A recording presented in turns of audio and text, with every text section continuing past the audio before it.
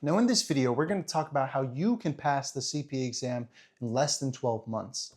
And as one who worked for Ernst & Young, worked throughout busy season, working 80 hours a week, and was able to finish the CPA exam in less than 8 months, I feel very well qualified to tell you how you can finish the CPA exam yourself.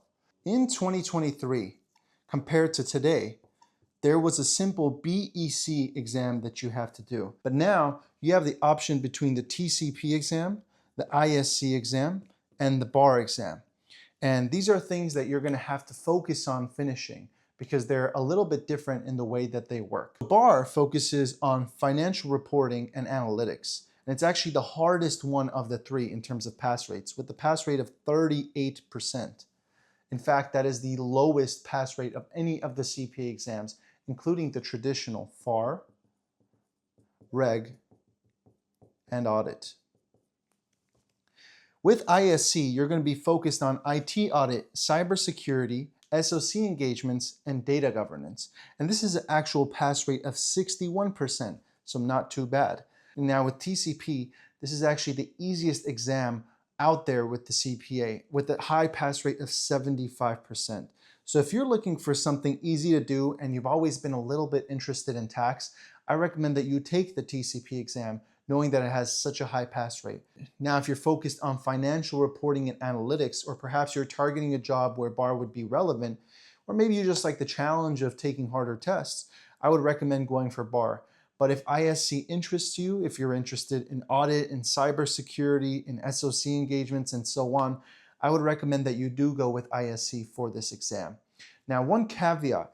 Right now, we're looking at 4 exams in total, which includes these 3 right here, the traditional 3, the ones that I even had to do, and one of the 4 of these. These are available all year round. It's up to you to schedule your appointment, take your exam, and get your report. However, with these 3, they are only available in the first month of each quarter. So you have 4 quarters throughout a year, which is January to March, and then the next 3 months, next 3 months, next 3 months. Now, these are only going to be available in January, in April, in July, and in October. So you have to schedule this exam within that time frame.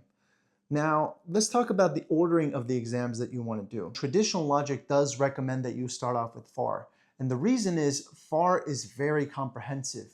You're going to find things that are trickled from FAR into all 3 of the other exams that you take, just given how comprehensive the exam itself is. So let's say you start off with FAR, then it becomes up to your discretion with how you want to do it. I'd recommend looking at things like your work and how much time you're going to have preparing for an exam. Let's get rid of this.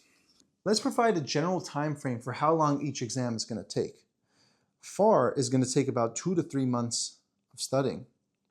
Reg, anticipate around 1 to 3 months, given that it's a lot of content, but some people do get it easier than others. Now, Audit is a tricky one. In fact, it was actually my hardest exam. I failed it once and had to retake it.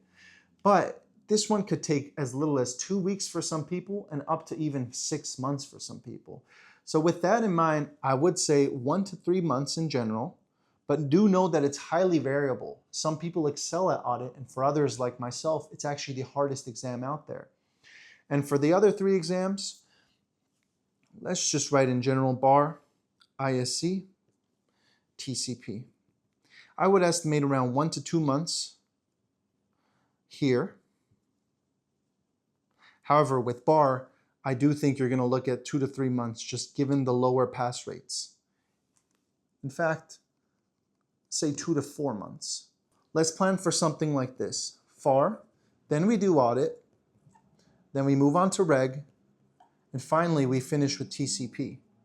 And if you look at the lowest time frame here, that's 2 months, 1 month, 1 month, 1 month, meaning that you could finish this in give or take 5 months. However, by the time you get your score report, it's likely going to look for something like 6 to 8 months in terms of waiting. Now, the tricky question with the CPA exam is, as soon as you finish one of the exam sections, should you move on to the other one, or should you wait to make sure you pass so that you don't forget everything? Now, I've done both. I've taken an exam section, gotten lazy, and figured I might as well just wait for my score report before I move on to the other one. I've also skipped ahead and realized, you know what, I felt confident about that exam. I think I'm gonna pass it. Let's just start off with the next section. And there's been times where I've actually failed an exam by doing that, and even passed an exam in anticipation that I was gonna pass. And when I look back at my experience, I do not regret moving on and pursuing the next exam, even while I was still waiting in limbo to find out my previous exam. And the reason why is because you're gonna remember a lot of the content you train, and you're gonna find similarities between the 4 sections. And accounting is interrelated. It's not just one diverse subject from another. So I do recommend starting off with FAR, taking practice exams and placing around 80 to 85 out of 100 so that you can be confident going into the exam, and start planning for the next exam that you're gonna take. So now let's talk about some of the tips and tricks for how I was able to finish my CPA exam in 8 months while working full-time at Ernst & Young throughout 2 different busy seasons. The first of which is use your vacation policy. Now, working at Ernst & Young, we got a limited vacation, and actually an internal memo leaked out saying that the reason why the company decided to pursue unlimited vacation is because they knew that their employees would be too scared to ask for it. But in fact, I was the opposite. I leveraged the fact that I was working towards the CPA exams to request numerous vacations, even up to 3 weeks at a time, to study for these exams. Many people don't have the courage to ask for vacation time, but if anything, understand that your coworkers are going to be much more understanding. Oftentimes, the people who make these vacation approval or denial decisions are themselves managers, senior managers, or partners who have to become a CPA in order to progress to those titles at the firm. So they remember back then when they had to study those long hours as well, and how great it would be if they had some time off to really dedicate themselves to the exam. So understand that they're going to be much more lenient if you are willing to ask for vacation time. So tip number 1, do ask for vacation time. And in addition, try and hold good relations with your coworkers so that they're willing to approve these requests that you make. Oftentimes, this means being a top performing employee, but not only are your coworkers going to like you more, but they're going to be much more willing to give you strong recommendation letters in the future, approve vacation requests, and really be friendly with you throughout the rest of your career. So I recommend, if you do work at a Big 4 accounting firm now, prioritize getting great work done, and when it comes time for you to study for that CPA exam, now you could be much more willing to ask for vacation days, knowing that they're much more likely to be approved. Another piece of advice on how you could finish the CPA exam within less than a year is to start scheduling out your days. Working at a Big 4 firm, you're gonna find yourself constantly busy and need to start scheduling time every single day to study for the CPA exam. In fact, many of my coworkers, when they were on their CPA journeys, would study 1 to 2 hours during the week, perhaps at night or early in the morning, and then schedule about 4 to 6 hours on the weekend. And this would be a way that they could consistently continue to study on the exams. Another piece of advice I have is schedule the exam date and figure it out later. Oftentimes you're gonna become lazy, you're gonna fall to complacency, and you're just gonna think that there's no possible way that you can get it done by a certain date. But as soon as you schedule that exam, you're gonna realize that it is possible. And in fact, it was up to you to just get enough studying done and pass that exam. So I recommend just schedule an exam date and figure out the rest later in terms of the studying and the content preparation. And for my last piece of advice to you on how to finish your CPA exam within a year, I'm going to tell you advice that a coworker told to me that in fact was very rude, but very true.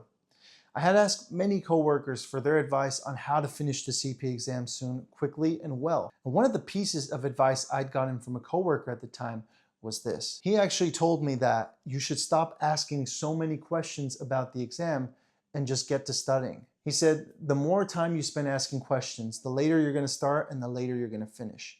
And as rude as his answer was, it was absolutely true. In fact, that is what inspired me to stop procrastinating and just sit down and start studying. And that's all you simply have to do. Pick a date for your exam, understand how long in general it's going to take, and just sit down and start studying and push yourself. And you're going to find that you're able to impress yourself with the amount of studying that you're going to do and the amount of dedication that you're going to put into this exam. And within a year, you're going to become a CPA yourself. If you like the content in this video, make sure you do subscribe down below and keep me updated on your CPA journey. And if you have any recommendations on content that you'd like to hear for the future, do comment that down below so that I can make those video ideas for you as well. Thank you for watching, and I'll see you in the next video.